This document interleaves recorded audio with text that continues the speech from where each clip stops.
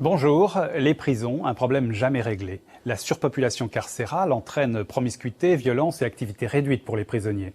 Or, en France, il y a aujourd'hui plus de 60 000 détenus pour 51 000 places seulement. La France, patrie des droits de l'homme, est très en retard dans ce domaine des prisons, et pas seulement à propos de la surpopulation, mais aussi pour le simple respect des droits humains des détenus. La situation de nos prisons atteint aujourd'hui un véritable point de rupture. Une réflexion d'ensemble et de profondes réformes sont nécessaires. D'ailleurs, dans les prochaines semaines, le Parlement va débattre d'un projet de loi pénitentiaire. C'est de tout cela dont nous allons parler avec nos 6 invités, mais avant de vous les présenter, regardez ce document.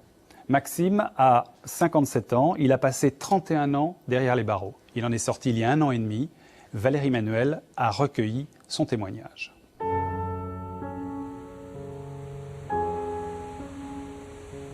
J'ai commencé ma carrière de détenu chez les jeunes, en maison de correction. Après, bien sûr, j'ai repris une vie saine. J'ai travaillé, je me suis marié et je me suis retrouvé en prison pour quelque chose que je n'avais pas fait. J'ai fait 1 an de prison à la santé. Je suis sorti et là, j'ai fait plein de délits. Donc ça m'a permis de visiter la santé, Bordeaux, Moulins, Saint-Maur, Caen, Poissy. Une journée, c'est un mois, quoi. C'est pas, on vit pas dedans, on est enfermé. Et regardez quand vous enfermez votre chien dans une pièce et qui attend que vous ouvrez la porte pour aller faire un tour, ou même qui reste enfermé. J'avais toujours une cellule tout en haut et je regardais que le ciel et les oiseaux qui passent, les avions, bien sûr les bouts d'arbres, les bouts d'arbres, mais les oiseaux. Combien que ça... Même les rats, ça enseigne. Même les rats, ils ont une façon de vivre, qu'ils ont des façons de s'appeler, de s'alerter, et ils vivent en bas à nos pieds. Il y a des surveillants qui sont bien, mais il y en a d'autres qui sont vraiment là pour autre chose. On nous embête, c'est-à-dire que quand je sortais en promenade, on me pinçait pour me fouiller. On attendait ma réaction pour qu'il y ait un problème, un accident, pour dire je suis dangereux, agression à un surveillant. Moi, ce que je dis, c'est le système qu'il faut changer. C'est de la façon qu'on les fait aller à l'école. Parce qu'ils ne peuvent pas faire autrement, même les gentils. C'est surtout cela que je pense.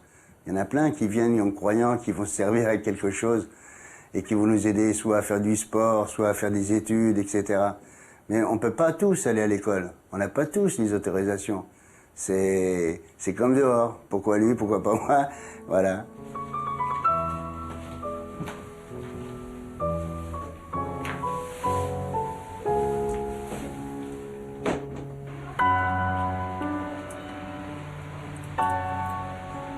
Moi, j'ai toujours cru que j'aurais pu m'en sortir en faisant quelque chose. À chaque fois, je me suis dit, au bout d'un moment, je vais prendre des cours de ça, je vais prendre des cours de ça, je vais prendre des cours de ça. Et bon, j'avais pas de réponse, j'avais pas le profil, j'avais une trop grosse peine. Enfin, à chaque fois, les projets qu'ils ont voulu me faire faire, c'est toujours des projets qui tombent à l'eau. On sait très bien que c'est juste pour nous faire tenir tranquille. J'ai travaillé pour quelques centimes, quoi. Voilà, s'il faut dire la vérité. On descend surtout, on va travailler, c'est surtout pour sortir de cellules. C'est pour pas rester enfermé.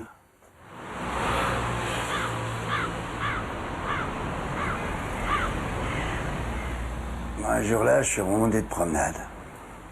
Et je suis arrivé dans ma cellule.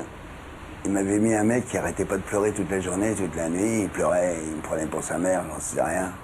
Et je sais pas, j'ai pété les boulons, j'avais un tabouret, était bien solide, le mien, et je me suis mis à taper dans la porte comme ça, sans raison, mais sans raison. Parce qu'on peut pas choisir, ils nous mettent des mecs, ils mettent n'importe qui, aussi bien qu'il a des poux, qu'il a des... peu importe, ils vous demandent pas qui avec qui vous allez vivre 22 heures sur 24, quoi. Non, mais il y en a, c'est vraiment impossible à vivre avec eux. Bon, celui-là, il me fait craquer, je suis parti au mitard. J'étais m'installer là-bas, je voulais plus sortir, je voulais plus manger, je voulais plus qu'il ouvre la porte. Je voulais plus mon pactage, je voulais plus de cigarettes, je voulais plus rien. Eh ben, ils m'ont laissé. Je suis resté quelques jours, je me rappelle plus exactement, mais une dizaine de jours. Un jour, les psys sont venus me chercher. Je m'en suis rendu compte. C'était déjà une bonne chose, parce que j'étais en train de délirer là-dedans sans rien, mais j'étais vraiment bien. Et puis, avec eux, c'est grâce à eux que j'ai commencé à rattaquer pour vouloir remonter. Voilà, avant même que je vous présente une réaction des uns ou des autres, qui veut dire quelque chose? Moi, je veux bien dire quelque chose. Je pense qu'il a à peu près tout dit. La promiscuité, l'oisiveté, le manque de projet, l'immense gâchis, parce qu'en fait, c'est un engrenage infernal. On aurait pu le récupérer tout à fait au début si la prison, l'incarcération était faite de façon utile. C'est pas la longueur qui compte, c'est que à l'intérieur du temps, ce soit un temps utile. Autre réaction? Une réaction toute simple, c'est que Maxime nous a offert un discours sans haine et souriant. Je puis vous assurer qu'il est malheureusement une exception, parce qu'il faut le rappeler, Maxime a passé 31 ans de prison et qu'il y a beaucoup de gens qui ont fait beaucoup moins de prison, qui sortent dans un état qui ne leur permet pas de sourire au public et d'avoir un discours aussi posé que nous l'a offert Maxime. Denis Salas. Oui, ce qui est frappant dans ce témoignage, c'est le déterminisme, la fatalité qui touche ce détenu, qui, d'une certaine manière, l'oppresse, l'enferme dans un enchaînement d'actes. Et puis, un projet de peine que l'administration pénitentiaire lui propose, dont il ne voit pas très bien le sens. Et puis progressivement, une plongée dans la dépression, et puis en allant au bout du bout, d'une certaine manière, une remontée vers une espérance. Donc c'est quand le projet de peine, il peut se l'approprier, qu'à ce moment-là, il peut entrevoir, lui, la lumière. Alors avant d'aller plus loin, je vais vous présenter quand même. D'abord, il y a avec nous un juge, c'est Denis Salas. Denis Salas, vous êtes magistrat, vous êtes enseignant, chercheur à l'École nationale de la magistrature. À vos côtés, un médecin, Véronique Vasseur. Son livre « Médecin-chef à la prison de la santé » avait résonné quand même coup de tonnerre, c'était en 2000. Nous verrons d'ailleurs si les choses ont changé depuis. Un homme politique, c'est Louis Mermaz, sénateur, ancien président de l'Assemblée nationale, spécialiste de ces questions de prison au Parti socialiste. Aussi un ancien détenu, c'est Gabriel Muesca. Vous avez passé 17 ans derrière les barreaux, parce que vous étiez membre de l'organisation basque Ipar-Etarak, et vous êtes aujourd'hui président de l'Observatoire international des prisons. À vos côtés, deux référents religieux, comme d'habitude. Une religieuse catholique, c'est Isabelle Le Bourgeois, vous êtes aumônier à la prison de Fleury-Mérogis, et un pasteur protestant, Jean-Marc Dupeux, aumônier national protestant, c'est-à-dire que vous supervisez un peu toutes les aumôneries protestantes, et vous êtes aussi aumônier à la prison de la santé. Ouais. Voilà, je vous ai tous présentés. Alors, Véronique Vasseur, je m'adresse à vous, vous avez commencé à parler tout à l'heure, mais vous avez publié, je disais, votre livre en l'an 2000. Est-ce que les choses ont beaucoup changé depuis ? Non, rien n'a changé. Pourtant, ce livre avait beaucoup ému il avait beaucoup publique, ému, la population pénale avait diminué. Parce que l'opinion publique était favorable, parce que, bon, pour un tas de raisons.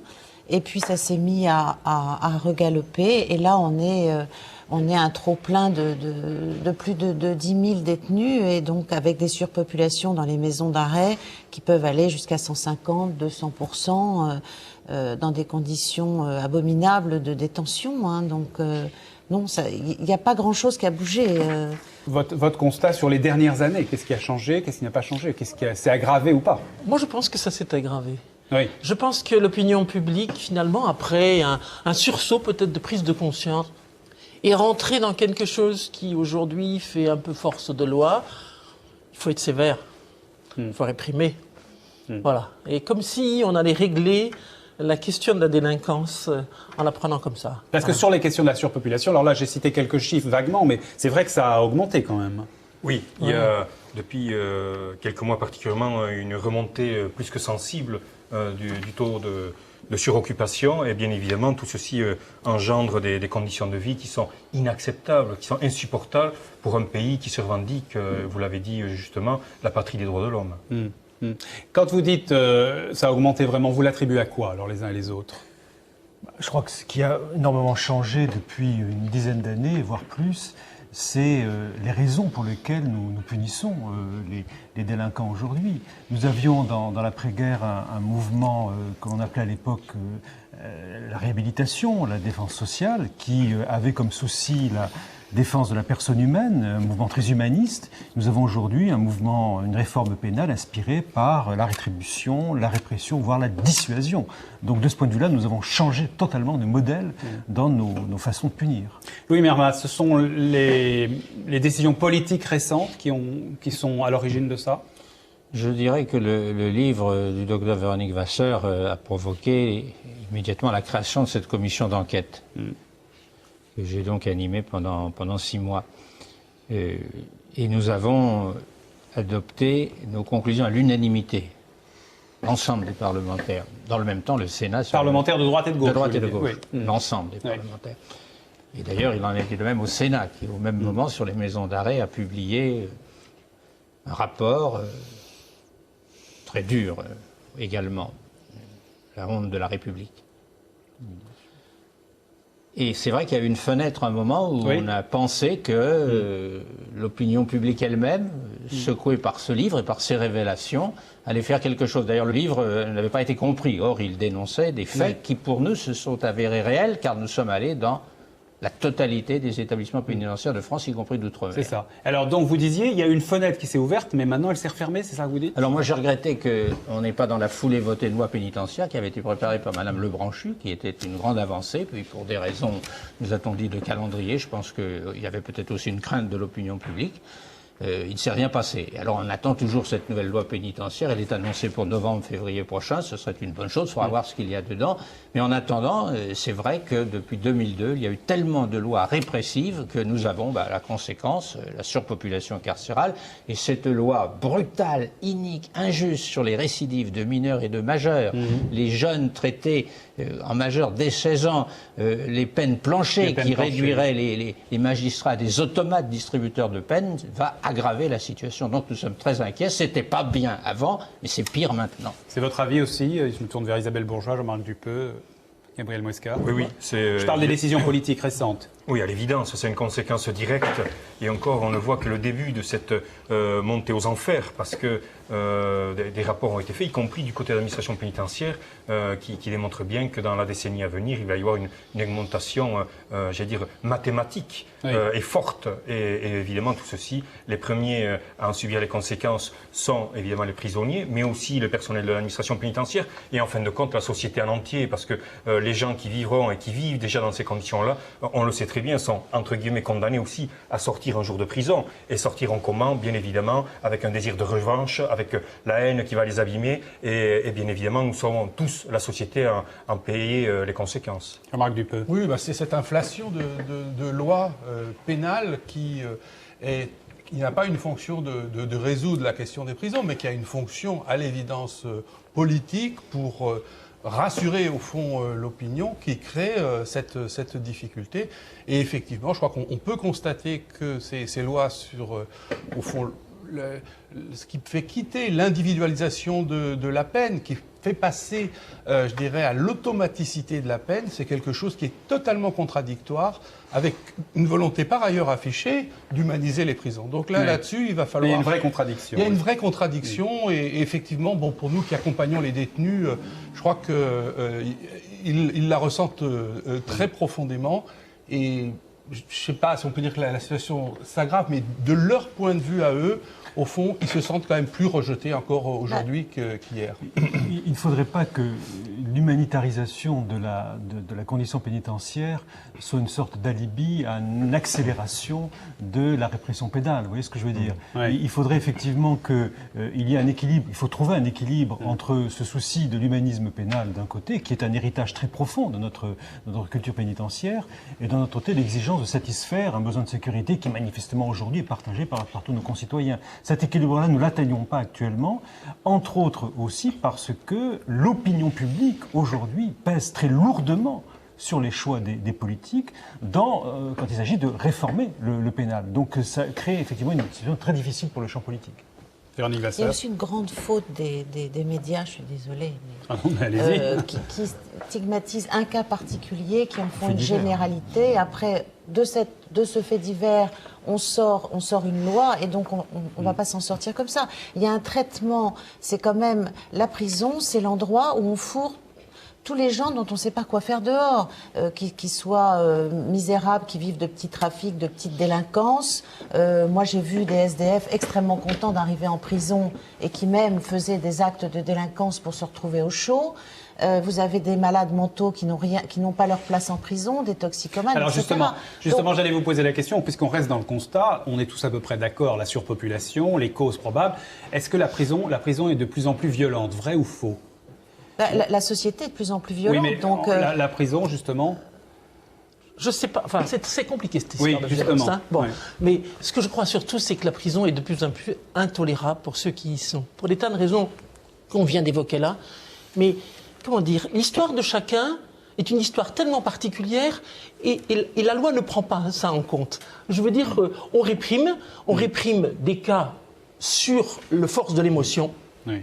Et on va prendre, comme vous le disiez tout à fait, voilà, un cas absolument, une histoire invraisemblable, très forte, qui va choquer l'opinion. Et puis, voilà, ça va cacher l'arbre qui cache la forêt.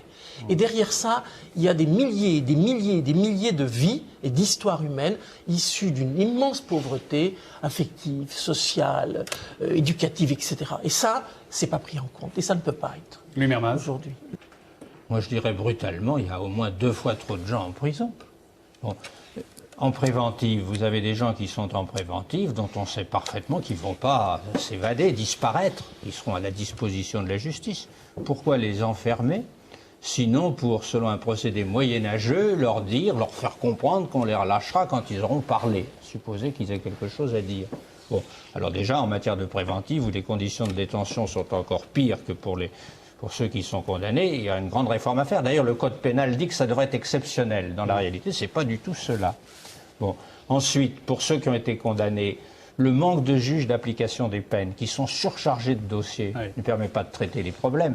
Donc, qu'on mette en prison des criminels, tout le monde est d'accord, on ne fait pas d'angélisme, qu'on punisse des gens qui doivent être punis à condition de préparer leur réinsertion, ça se comprend. Mais il y a vraiment tout un tas de gens en prison qui devraient être l'objet de mesures de substitution. Oui. Mais l'opinion, Alors, on va y revenir, si vous pour voulez dire que les politiques n'ont pas à se plier à l'opinion, parce qu'à ce moment-là, où va-t-on? L'opinion, vous savez, elle est très fluctuante. On va y revenir, Louis Mermaz. Là, je voudrais rester sur le constat, c'est-à-dire sur la violence et aussi le fait que, ce qu'on dit beaucoup en ce moment, c'est qu'il y a de plus en plus de détenus qui sont atteints de problèmes psychiatriques. Oui, alors, moi, ce que je voudrais dire, c'est... Je ne peux pas non plus bien répondre sur la violence, mais je peux dire qu'il y a un agrégat. Les gens sont agrégés avec ces problèmes psychiatriques, avec ces questions de la pénalisation du séjour irrégulier, avec toutes ces personnes qui, au fond, cherchent de l'asile ou des papiers qui se retrouvent là en prison, avec toutes ces personnes qui sont essentiellement, effectivement, je suis d'accord avec ce que dit Isabelle, des pauvres, et on agrège ça dans une situation où toutes ces trajectoires individuelles qui sont toutes très différentes, qui ne sont pas vraiment prises en compte dans une individualisation des peines, se confrontent dans un lieu qui devient terrible et lourd. Mais une solution simple, c'est aussi de construire des prisons. On va y revenir, bien sûr. Mais tout de suite, construire des prisons, de toute façon, c'est vrai qu'il le faut, ne serait-ce que pour remplacer les bâtiments trop vétustes. Mais implanter une nouvelle prison, ce n'est pas si simple. Exemple à Orléans, où il y a déjà un établissement, mais il est ancien et trop petit. Alors, face au projet d'une nouvelle prison à Sercotte, la résistance s'organise. Valérie Manuel, reportage. Orléans centre-ville. La prison d'un autre siècle est prévue pour une centaine de détenus. Aujourd'hui, ils sont plus du double. Il existe un projet pour construire un établissement beaucoup plus grand, d'environ 700 places, non loin de là, dans la toute petite commune rurale de Sercotte. Donc c'est sur ce terrain ici que le futur projet donc, de la prison doit se faire. Et nous ne pouvons pas accepter ce projet de prison, car justement nous voulons arrêter que tout ce qui est bâtiment vienne sur des terrains agricoles. En plus, donc nous, en tant que commune rurale, nous voulons aussi garder nos agriculteurs. Donc je me suis installé le 1er janvier 2007 sur l'exploitation, après avoir reçu l'autorisation du préfet. Et j'ai appris en mars 2007 que le terrain risquait d'être réquisitionné pour le projet de la future prison de l'agglomération orléanaise. Donc je trouve que ça pose un problème qu'au bout de 3 mois après mon installation, je risque d'être exproprié, de perdre un quart au minimum de ma superficie, donc au minimum un quart de mon revenu. Et alors que j'ai contracté un emprunt sur plusieurs années pour pouvoir faire mon métier. On a été anéantis. Maintenant, on essaye de faire surface, mais on a été anéantis. C'était comme si on vous coupait les jambes. On n'avait plus d'ambition. Quand une vie, elle est faite de projets. Et quand, si vous avez une prison, vous avez plus de projet. Si on voulait aménager le corps de ferme tel qu'il était prévu, eh bien... Non, il n'y a plus rien, il n'y a plus d'espoir. La situation d'Orléans est intéressante, puisque vous voyez en face de vous, vous les interrogerez, des gens qui se mobilisent. Cette situation-là, elle est comparable à celle qu'on observe pour le TGV, pour d'autres équipements publics. C'est faites ça ailleurs, mais pas chez moi. Nous avons le souci d'expliquer aux citoyens, à l'environnement local, que la prison n'est pas un lieu dont on doit avoir honte. Pourquoi vous avez mis une affiche, madame? Non, à la prison. Et bien parce qu'on n'en veut pas. Pourquoi? Et bien parce que ça va nous défigurer tout notre pays. À l'entrée du pays, on va avoir une espèce de grande bâtisse, là, tout en briques énorme. Sarcotte donc risque d'être associé aussi au négatif. Car quand on prend une commune comme Orléans qui possède une cathédrale, un hôpital, des grandes infrastructures, peut avoir une prison, il n'y a aucune gêne. On ne ressent pas après la ville, la grande agglomération d'Orléans, on ne la ressent pas que pour la prison. Alors que Sarcotte, on pensera tout de suite prison. On peut se poser la question, pourquoi 690 places? À l'heure d'aujourd'hui, il y a beaucoup de personnes qui sont en prison, qui sont enfermées, qui n'ont peut-être pas besoin d'y être. Pourquoi envisageons-nous de faire des établissements plus grands? Tout simplement parce que nous avons cette cible d'établissements à 500-700 places qui permettent d'organiser pour les détenus la prise en charge qui convient. Quand vous faites des petites structures, vous ne mobilisez pas facilement l'éducation nationale, vous ne mobilisez pas facilement les médecins, vous ne mobilisez pas facilement non plus les entreprises qui vont donner du travail aux détenus. Et le travail est un axe d'insertion important. Donc faire une structure plus grande, ça n'est pas faire une structure inhumaine, c'est faire une structure plus humaine parce que plus adaptée à la prise en charge du détenu. Et où est-ce qu'il faut qu'ils aillent alors? Ah pas chez nous. Je sais bien, c'est très compliqué, cette histoire-là. Voilà, faites ça ailleurs, mais pas chez nous. C'est un petit peu la réaction qu'on entend toujours à propos des prisons. Louis Mermaz, une réaction? Tout ça est plein de contradictions. Ce paysan, si j'ai bien compris, on ne l'a pas prévenu à temps. Bon, ça aurait été la moindre des choses de le prévenir. Ensuite, on pourrait dire que les mêmes qui trouvent qu'il n'y a pas assez de gens en prison, on parlait de l'opinion publique, ne veulent pas qu'on construise des prisons chez eux. Bon, d'accord. Mais je dirais aussi que ce n'est pas toujours une bonne idée de construire les prisons aussi loin des villes. Je prends l'exemple de Liancourt. Il y a encore une vieille prison à Liancourt que j'ai visitée pour la commission d'enquête, horrible. Des box, vous vous rendez compte, des détenus dans des box, les autres dans des préfabriqués. Aujourd'hui, bien qu'on ait construit une nouvelle prison à 3 km, à 3 quarts d'heure, pardon, de la plus proche gare, et la vieille prison est toujours là pour les condamnés pour délinquance sexuelle. Donc, construire de nouvelles prisons, mais si c'est pas pour fermer les anciennes, il y aura de plus en plus de gens en prison. Alors, construire des nouvelles prisons, pas forcément les éloigner des lieux où les familles peuvent se rendre. Par exemple, on va construire une prison à Corba, dans le Rhône, alors qu'à Lyon-Perrache, il y a une prison hideuse, horrible. Saint-Paul, Saint-Joseph, des rats. Moi, j'ai vu des rats en y allant il y a quelque temps. Bon, c'est affreux.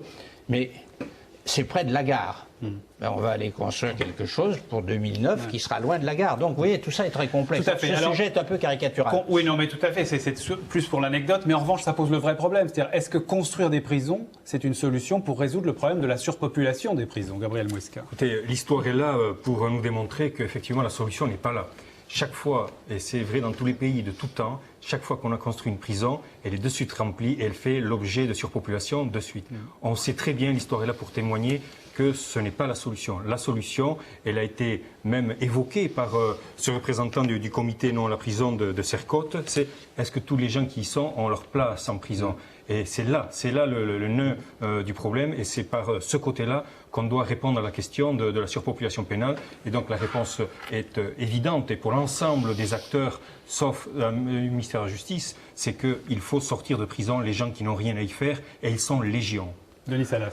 Oui, il faut aussi remarquer à quel point dans le reportage, à la prison s'attache l'image de la honte et de la non-rentabilité économique. Les Américains ont résolu le problème par les prisons privées, si vous voulez, par le marché de la punition, qui donne une dynamique économique dans un secteur donné et qui favorise l'accueil de la prison dans les grandes villes, dans les c'est-à-dire certaines villes qui sont un peu... s'organisent économiquement autour du marché de la punition que la prison leur fournit. Alors que là, manifestement, la négativité économique apparaît au premier plan. Par rapport à la construction des prisons, je crois que c'est important de ne pas dissocier dans la réflexion que nous allons avoir le milieu fermé, la prison elle-même, et le milieu ouvert. On a trop tendance à paupériser le milieu ouvert, comme vous le savez, ce qui permet effectivement de ne pas penser la prison en dehors du carcéral. Il faut penser le carcéral et le hors carcéral, afin de favoriser les passerelles entre les deux mondes. Si nous pensons la prison qu'en termes de milieu fermé, en oubliant la dimension de l'ouverture, nous creusons malheureusement de longues peines pour un temps déterminé. Sur la construction de nouvelles prisons, Isabelle Le Bourgeois. Écoutez, il ne faut pas que ça soit un alibi pour incarcérer davantage. Moi, je suis pratiquement persuadé que ça en sera un si on ne met pas un holà absolu. Alors j'entendais bien ce que vous disiez entre le milieu ouvert et le milieu fermé. J'ai envie de dire aussi deux choses. La première, c'est que si on ne fait pas d'alternative à l'incarcération, quelque chose d'absolu, et qu'il faut mettre en place, quoi qu'il arrive, le plus souvent possible, on va remplir les prisons à nouveau. Deuxièmement, si on ne met pas en place non plus des mesures d'aménagement de peine une fois que les gens sont à l'intérieur, pour qu'ils y restent le moins longtemps possible, là aussi, on va contribuer à renflouer tout les places de prison que nous avons, qu'elles soient anciennes ou qu'elles soient nouvelles. Jean-Marc Dupeux. Oui, je partage entièrement ce point de vue. Simplement, il faut dire que notre parc pénitentiaire en France, c'est quand même un vieux parc et qui a véritablement... Donc il faut quand même construire. Et il faut bien construire, mais ce qui vient d'être dit là, c'est-à-dire l'alibi de la construction pour incarcérer plus, il est forcément sur la table aussi. Donc c'est un double défi. Je crois qu'il faut fermer ces bâtiments qui datent du 19e. Et il faut effectivement trouver d'autres mesures alternatives à la prison. Il faut les fermer ou les rénover, comme ça se passe à la Cité. Moi, je pense que la prison dans la ville est quelque chose de bien. Les détenus préfèrent être dans une vieille prison vétuste, même crasseuse, à l'intérieur d'une ville où ils entendent les bruits de la ville, où la famille peut venir les voir, où il y a des moyens de transport, parce que d'être à Sarcotte, là, dans un champ à patates, les familles, c'est pas du tout... pour elles, c'est le parcours du combattant. Donc, il y a les détenus, effectivement, et il y a aussi leur famille. Ok, d'accord. En France, les prisons vont très mal, on est un point de rupture, etc. Est-ce que ça se passe mieux dans d'autres pays? Est-ce que vous qui êtes président de l'Observatoire international des prisons, est-ce que vous avez des comparaisons? Est-ce qu'il y a des pays où on a résolu ce problème de la prison, objectivement? On fait souvent référence aux pays nordiques. Nordiques, absolument. On fait référence au Québec. Mais le paradis carcéral, entre guillemets, n'existe pas. Ça, on s'en doute. Mais est-ce qu'il y a des endroits où ça se passe mieux? Oui, il y a des pays où, effectivement, il existe un dispositif répressif, des lieux qui ne sont pas, qui n'incarnent pas l'anéantissement de la personne humaine, comme c'est le cas dans beaucoup de prisons françaises. Et c'est vers ça qu'il faut aller. Il y a des expériences, mais j'allais dire même en France, lorsque vous voyez en Corse l'établissement de Casabianda, qui est une ferme prison, entre guillemets, il y a des lieux où la sanction est appliquée, et c'est une sanction qui reconstruit, qui élève les personnes qui sont soumises à la sanction, alors que la prison pure et dure, telle qu'elle est globalement en fonction en France, c'est une prison qui anéantit, qui empêche véritablement toute chance de réinsertion pour les personnes qui sont passées par la case prison. Ce qu'il faut dire aussi, c'est que souvent, les prisons modernes, par exemple comme aux États-Unis, c'est pas forcément une solution non plus. Non, je veux vous rappeler aussi une chose qui ne souffre pas de contestation, c'est que ces 3 dernières années, les prisons dans lesquelles il y a eu le plus de suicides sont les prisons les plus modernes de notre parc pénitentiaire français. Cela s'explique tout simplement, c'est que les prisons modernes sont toutes automatisées, sont totalement déshumanisées, et que ce que vous disiez, Madame Vasseur, très justement, c'est que les prisonniers qui ont connu l'ancien système et le nouveau système disent on préfère les vieilles prisons toutes crasseuses, mais au moins où on avait le minimum de contact humain avec le personnel de l'administration, mais aussi le reste de la population pénale. Oui, moi je pense que c'est pas tellement l'histoire de la vétusté ou pas de la vétusté. C'est l'humain.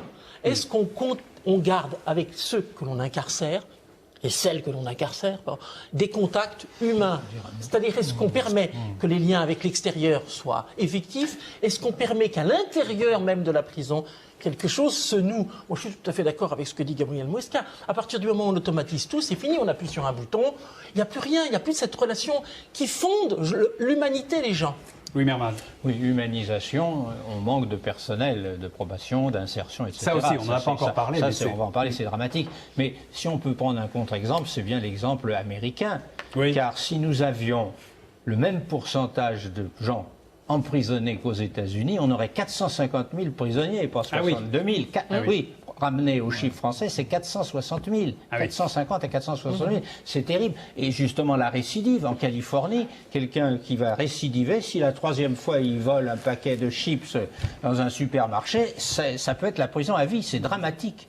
Bon, alors, je ne crois pas que ce soit l'exemple anglo-saxon qu'il faille suivre en France. On a un taux d'incarcération qui n'est pas le plus haut d'Europe, pas du tout. Mais on est les champions du taux de suicide avec la Belgique. On est les champions de la préventive, on a 10% de plus que la moyenne européenne, donc on est mauvais, quoi. Alors, tout ça pose le problème de fond que vous avez déjà un petit peu abordé, Denis Salas, c'est à quoi sert aujourd'hui la prison? C'est-à-dire qu'on a réfléchi sur les choses matérielles, mais à quoi sert objectivement la prison d'une société, Denis Salas? Il y a un grand modèle qui nous a servi de référence pour penser la peine, qui était en vigueur au moment de la Libération. C'était très porté par les penseurs du christianisme. À l'époque, les grands gardes des Sceaux étaient de grands chrétiens, des fondateurs de la JOC, des membres du MRP, du Mouvement républicain populaire. Je pense à François de Menthon, Pierre-Henri Tedjen. C'était la réhabilitation, c'était la volonté de mettre au premier plan de la fonction de la peine l'amendement, la resocialisation, la réhabilitation. Ce grand modèle a dominé pendant très longtemps dans notre système politique et pénal. Et puis progressivement, moi je date de cette évolution des années 70, il y a eu une érosion qui s'est manifestée et un contre-modèle, disons, néolibéral qui s'est manifesté peu à peu, qu'on pourrait appeler celui de la dissuasion ou de la rétribution, a peu à peu pris le devant de la scène. Et nous sommes actuellement dans le deuxième mouvement de Balancier, avec les dernières lois qui ont été votées, où la dissuasion va l'emporter sur la réhabilitation. Alors, est-ce que c'est simplifié de dire qu'on met en prison aujourd'hui simplement pour punir plus que pour réhabiliter ? Je pense que les deux cultures coexistent encore en France. Ce n'est pas le cas aux États-Unis ou dans d'autres pays. Le modèle de la réhabilitation domine dans les cultures professionnelles, chez les magistrats pour l'application des peines notamment, mais dans la législation elle-même, le modèle de la dissuasion tend très largement à l'emporter. Et les deux modèles coexistent, mais pour combien de temps, je ne sais pas. Je pense que le modèle de la dissuasion, aujourd'hui, va l'emporter très largement, depuis notamment l'adoption des peines planchers. Aujourd'hui, la prison pour réhabiliter, ça n'existe plus, Gabriel Mouesca ? Je vais rebondir sur ce que dit monsieur. C'est vrai que encore les deux systèmes prédominent aujourd'hui, mais dans les textes, mais dans la réalité, j'allais dire que c'est le répressif qui domine. Il faut voir le budget 2006 pour 1 euro concernant le travail de culture professionnelle. Tout à fait. Mais pour 1 euro consacré à la réinsertion, 9 était consacré aux lignes budgétaires concernant la sécurité. Donc le choix est fait et les conséquences, on sait ce qu'elles sont. C'est qu'il y a une majorité de gens qui baignent dans leur jus, si vous me permettez l'expression, dans les prisons, qui n'ont pas assez d'activités, qui n'ont pas d'éléments qui leur sont donnés pour se reconstruire, pour aller de l'avant, pour envisager même l'idée de trouver leur place, leur juste place dans la société une fois sortis de prison. Isabelle Le Bourgeois. J'entends bien et je suis tout à fait d'accord qu'aujourd'hui c'est dominant. En même temps, dans le travail que nous avons essayé de faire au comité aujourd'hui pour préparer la future loi pénitentiaire, il y a vraiment une tendance, on a senti très fortement entre nous, en tout cas moi je l'ai très fort en moi, ce désir que soit donné à celui qu'on incarcère les moyens de s'en sortir le plus dignement possible. Et le plus humainement possible. Il y a cette volonté, vous sentez. Moi je le sens. Parce que vous préparez la loi pénitentiaire, vous êtes partie du comité, on ne l'avait pas dit au début. Des éléments. Vous êtes un des éléments. Oui. Mais personnellement, moi je crois très fort à Donc cette philosophie existe encore en France, cette volonté de réhabilitation. Ça pour le coup. En tout cas, moi je l'ai entendu beaucoup de tous ceux qui sont dans ce comité. Non mais je vous parle de ce que j'ai entendu là. Bien sûr. Alors après, est-ce que dans les faits c'est possible ou pas? J'en sais rien. Parce qu'après il y a une volonté politique. Et la volonté politique, comme le disait Gabriel Mouesca, le problème ça va être le budget. Ouais. Qui va-t-on mettre? Oui, il y a la sécurité, bien sûr. Elle prend une place tellement importante. Mais qui va-t-on mettre aujourd'hui pour aider toutes ces personnes que l'on incarcère à faire suffisamment de chemin et avoir suffisamment entre les mains à l'intérieur pour pouvoir faire autre chose de leur vie que de sortir sans avoir rien du tout? Voilà. Véronique Vasseur et Louis Mermaz. Dans les faits, moi je parle de la maison d'arrêt. Oui. Dans les faits, les détenus s'ennuient. Pratiquement aucune activité sont proposées. Très peu travaillent. Bon, voilà, c'est ça les faits. Il y en a 20% qui sortent avec moins de 9 euros. Il y en a 1 sur 8 qui n'a pas de logement. Donc il y a parler des de réhabilitation. Avec un c'est le pays ouvert, dont je parlais tout à l'heure. Parler de réhabilitation, ça ne signifie plus rien dans ces cas-là. C'est ça que vous dites. Il faut en faire un projet politique. La réinsertion, elle n'existe pas. Aujourd'hui, non. Elle n'existe pas. Il faut arrêter de se leurrer avec ça. C'est un vain mot. Moi, j'ai vu dans plusieurs prisons des détenus qui travaillent, vous l'avez dit, pour quelques centimes, pour des maisons de produits de grand luxe. C'est assez scandaleux. Il n'y a pas de droit du travail aujourd'hui dans les maisons.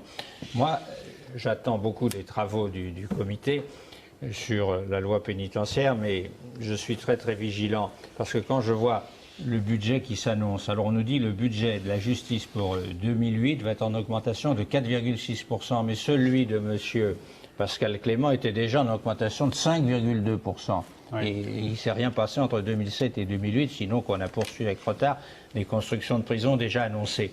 Donc aujourd'hui, c'est pas seulement du compassionnel et des bons sentiments, parce qu'il y a plein de commissions qui développent comme ça des bons sentiments. C'est devenu le discours officiel, mais derrière la compassion, il y a une brutalité de plus en plus forte. Denis Salas, pour revenir à ce que vous disiez tout à l'heure, de cette volonté de réinsertion qui a un peu disparu, est-ce que c'est pas un mouvement général dans tous les pays occidentaux, notamment? Je crois que dans la plupart, à quoi ça correspond? Dans la plupart des démocraties européennes, mais je crois qu'on peut avoir une vision plus mondialisée, il y a un changement très radical de la perception de la délinquance. Les sociétés démocratiques ne voient plus la délinquance à travers le délinquant comme individu sujet de sa peine, mais voient la délinquance à travers une menace que la société ressent à travers l'insécurité et le voit avec les yeux de la victime. C'est la figure de la victime qui, à mon sens, aujourd'hui, est l'étalon de référence avec laquelle nous mesurons la délinquance. Mais est-ce que c'est un peu justifié aussi? C'est-à-dire Oui, c'est justifié à la mesure où la victime avait été totalement oubliée dans le passé, mais nous ne sommes pas, dans le contexte émotionnel et compassionnel aujourd'hui, en mesure d'équilibrer notre compassion à l'égard de la victime et notre empathie à l'égard du délinquant. Nous sommes du côté de la victime, du parti de la victime, et nous oublions, dans les oubliettes de la prison, celui qui a été condamné. Donc c'est ça notre drame aujourd'hui. Tout à fait. À part qu'en oubliant, justement, ceux qui ont commis des actes délictueux criminels deviennent à leur tour des victimes, parce qu'elles subissent de mauvais traitements. Et il faut le dire, elles subissent des mauvais traitements en notre nom, parce que la justice est rendue au nom du peuple français et que c'est nos impôts qui payent les prisons françaises. Et donc le problème, il est là, c'est que nous créons des victimes et c'est pas sur la base de ce statut qui s'impose aux prisonniers qu'on peut reconstruire quelqu'un. Alors c'est un peu ce qu'on appelle la double peine du prisonnier, c'est-à-dire la peine qu'il a en justice et puis ensuite la prison qui est une double peine. Il y a aussi la manière dont l'emprisonnement rejaillit sur les familles. C'est plus insidieux mais c'est aussi très injuste. Les familles payent elles aussi pour le détenu. Valérie Manuel est allée à la prison de Fresnes à la rencontre de ces familles et des associations qui les accueillent avant et après les parloirs. Regardez.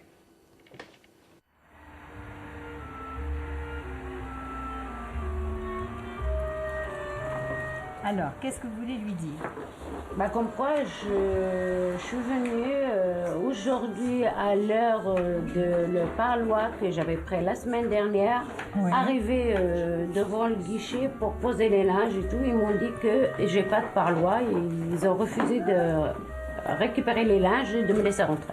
Alors, les familles sont des victimes. Elles sont victimes des agissements de leurs proches, elles sont victimes des circonstances judiciaires, de la procédure judiciaire dans son ensemble. Donc tout ça, c'est un moment douloureux à vivre. C'est pour ça. Oui, c'est mon beau-frère qui a été transféré ici. Avant, il était à Urgèche. Mais il va avoir un rapprochement familial quand même après?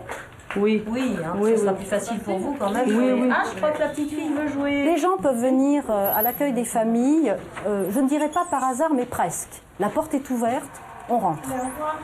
Les familles se présentent vers 13h30, elles ont l'habitude, elles ne vont pas directement au parloir, elles transitent par l'accueil des familles, elles déposent leurs paquets, elles installent leurs enfants, elles prennent un petit goûter. Est-ce que tu veux un peu d'eau? Ah non, pas du café, parce que tu sais, le café... Surtout celui-là, il est serré. Quand on s'adresse à une population multiethnique, il est nécessaire, malgré tout ce que la maison d'arrêt a pu mettre à disposition pour ces familles, d'expliquer. Je suis venue. C'est pas toujours facile d'interpréter l'informatique. Parfois, il y a une réponse négative sur le billet que le distributeur informatisé et la famille ne comprend pas pourquoi elle ne peut pas voir le détenu. Au parloir. Pourquoi? Parce qu'ils m'ont dit que j'ai pas de parloir.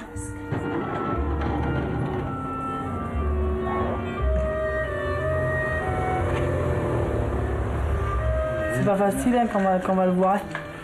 Bon, c'est bien, on est content de le voir, hein, c'est normal. Mais quand on ressort, on n'est pas pareil. C'est vrai que ça fait mal au cœur hein, quand on repart pour repartir. Hein. C'est presque une thérapie, c'est presque un lieu de thérapie, un groupe de guidance où les gens osent parler de leur souffrance, osent parler du détenu, alors qu'à l'extérieur, c'est stigmatisé et c'est très généralement le silence. Bon, alors ça y est. Ah, ça y est. Vos sacs sont remis. Ah, Ils les ont pris gentiment, hein, sans problème. Hein. Ah bah merci beaucoup, monsieur. Hein, merci. voilà. Une bonne nouvelle. Merci beaucoup. Donc, Pour moi, quand tu reçois les linges, ils savent que je suis vous êtes là. venu. Voilà, vous êtes venus. Ils apportent le linge propre. Très souvent, les familles le parfument. C'est un moyen de faire sentir leur présence au sein des cellules. Signé pour la deuxième. Ça, c'est quelque chose que j'ai découvert. Ce sont des petits signes.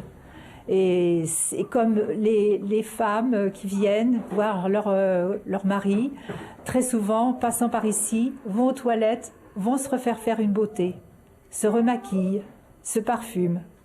Et ça fait partie de la vie du parloir. Vous l'embrassez? Ouais. Ouais. Comment vous faites? C'est bisous. Voilà. C'est bisous chez vous. Bon. À la prochaine, ouais. Bisous. De mon fils. Bisous, mon fils. À la prochaine. À la prochaine. À la prochaine. Voilà, l'association qu'on vient de voir est une association laïque, mais il y a les religions sont très présentes en prison. Alors je m'adresse à nos deux référents religieux. À quoi ça correspond? C'est une nécessité? C'est une manière de la société qui se décharge sur les religions pour aider les prisonniers? C'est du prosélytisme? C'est quoi, Isabelle Le Bourgeois? Non, on est inscrit dans le code de procédure pénale. Bon, en fait, les religions sont présentes, non. Les religions chrétiennes, oui. Mais les aumôniers musulmans, pratiquement, il n'y en a pas. Et ça, je dirais que c'est tout de même un scandale. Mais il y en a un peu plus maintenant, non? Très peu. Très peu. Très peu. Jean-Marc Dupeux. À peu près 10%, je pense, des aumôniers sont des aumôniers musulmans. Et vous pensez que ce serait bien qu'il y en ait plus? C'est quand même... La présence des religions, c'est quand même la liberté du culte. Et ça, c'est quand même très, très important. Au fond, c'est dit dans le code de procédure pénale, mais je crois que c'est dit aussi comme une dimension fondamentale du citoyen de pouvoir exercer sa foi, sa religion. Et je crois que c'est quand même, pour les aumôniers, quelque chose auquel on découvre que dans ces situations d'exil, il y a des questions d'origine, d'où on vient, etc., qui sont reposées. Et l'origine, au fond, dans la tradition religieuse de chacun, à mon avis, elle apporte en matière de réflexion, de responsabilité. Et on parlait de parfum, juste à l'instant, j'ai entendu les familles qui parlaient de parfum. Au fond, je crois que les religions essayent de redonner un peu ce parfum qui peut aider un tout petit peu à entendre quelque chose d'autre, une autre dimension de la personne. Je vais vous dire, moi j'y vais, en tout cas à la prison, au nom d'une parole à laquelle je crois profondément, c'est que Dieu ne désespère d'aucun être humain. Et pour moi, c'est fondamental, dans un lieu comme celui-là, que de le rappeler. Gabriel Moesca, je m'adresse à vous parce que d'abord vous avez été détenu pendant 17 ans, mais vous êtes vous-même très catholique. Mais pour les prisonniers en général, qu'est-ce que c'est la religion? Moi, je voudrais tout d'abord dire, au vu de ce petit reportage, rendre hommage, bien évidemment, à l'ensemble des hommes et des femmes qui travaillent dans les associations ou dans les aumôneries qui interviennent en milieu carcéral. Parce que on a parlé d'humaniser les prisons. Je n'accepte pas ce concept d'humaniser les prisons. Je dis que la prison, ce qu'on peut faire de mieux, c'est la rendre moins déshumanisante. Oui. Et ces gens-là apportent effectivement de l'humanité dans un lieu qui est extrêmement déshumanisant. On va terminer dans cette dernière partie pour parler un peu de l'actualité, puisqu'il y a un certain nombre de choses qui s'annoncent. Donc la loi pénitentiaire, on a déjà parlé, on va y revenir. Par exemple, il y a aussi des mesures, on parle d'hôpitaux, prisons pour les délinquants sexuels, par exemple. Qu'est-ce que vous en pensez? Alors, on parle d'hôpital à la sortie. On parle d'hôpital-prison.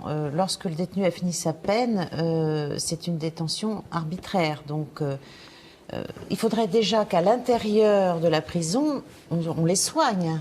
Or, actuellement, il ne se passe strictement rien, même s'il y a une obligation de soins. Car il y a de plus en plus de délinquants sexuels.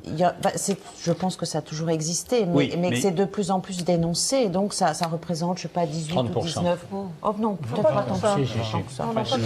Donc c'est quand même plus important maintenant. C'est très important, et il faut des structures adaptées pour ces détenus, parce que ce sont des gens qui ont peur des représailles des autres et qui ne font pas parler d'eux et qui regardent leurs chaussures, et donc qui vont sortir normalement avec les remises de peine parce qu'ils ne font pas d'histoire, et ils peuvent n'avoir vu aucun psychiatre et qu'il ne soit rien passé pendant 15 ans.